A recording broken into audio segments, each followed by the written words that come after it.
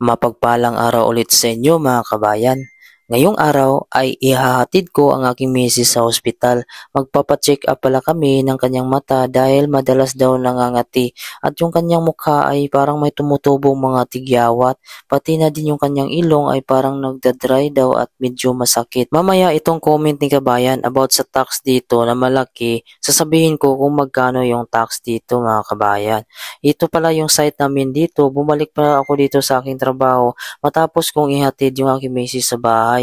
Bali na-check na pala yung aking misis. Yung mata niya, ang sabi ng doktor ay allergy yan daw dito dahil sa hangin. Nag-a-adjust pa nga yung asawa ko. At sinabihan siya kung pwede ay magsuot siya yung mga protection sa mata. Lalo na sa init daw dito ay masakit mga kabayan. Kaya kailangan mong magkaroon dito ng protection sa mata. Yung init dito ay hindi mo siya ramdam pag tumama sa yung balat dahil nga malamig yung panahon nila dito sa buong taon talaga.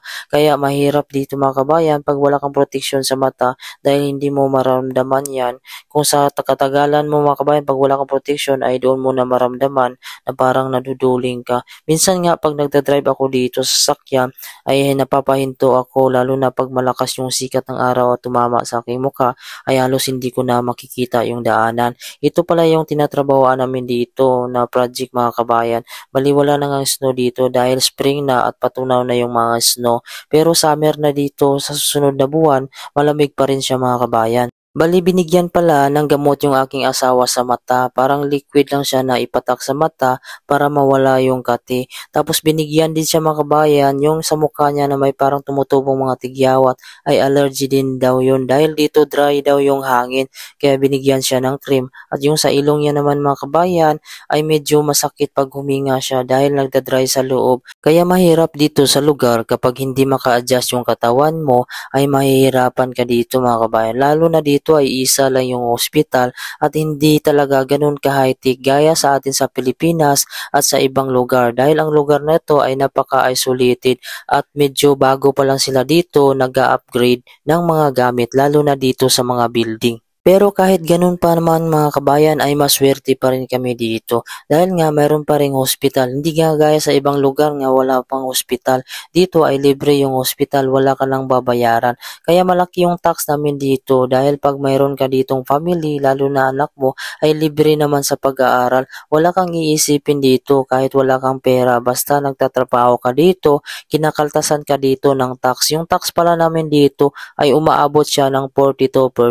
Kaya pag pupunta kayo dito sa Greenland, siguraduhin nyo talaga na yung sahod nyo sa pupuntahan nyo ay mas malaki dito sa Greenland. Baka naman yung sahod nyo ngayon sa abroad ay mas malaki pa pag pupunta kayo dito sa Greenland. Kaya pag pupunta kayo sa Greenland ay sisiguraduhin nyo na mas malaki yung offer nyo dito at malilinis nyo dito mga kabayan. Mas maganda lang dito sa Greenland dahil nga libre yung gamot, hospital at edukasyon ng mga bata. Pero ayon naman sa aking experience mga kabayan, nanggaling kasi ako sa Saudi Arabia at lumipat ako dito kaya mas malaki yung sahod ko dito kumpara sa Saudi Arabia.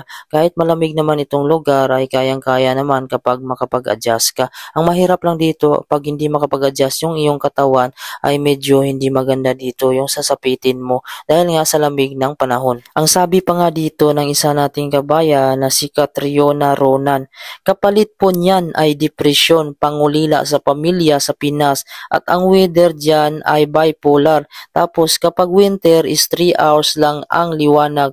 Swerte na kung may liwanag. Kung masama ang panahon, whole day nagiging gabi, meaning walang umaga, puro gabi.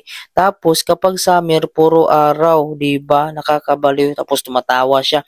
Kaya madaming may depression pero nasa tao din yan kung malakas ang pananalig. Pero kasi yung depression talaga kusa kumakapit sa katawan. Once ganyan ang weather, walang araw, hindi naaarawan ng balat. Isa pa ang tax, the more madami ka work at the more marami kang kakaltas. Piliin mo ang Pilipinas, magparisan na lang. Haha, simple lang ang buhay but happy. Yun ang sabi ni Catriona Ronan. Grabe naman to si kabayan, tinatawanan niya lang itong lugar dahil nakaka-depress daw. Pero hindi niya alam, para sa akin ay nakaka-depress yung wala kang ipapakain sa pamilya mo Nandyan nga sa Pilipinas, sama-sama kayo ng iyong pamilya, pero wala naman kayong makain. Yan yung tunay na depression, yung inaalala mo kung ano yung kakainin mo.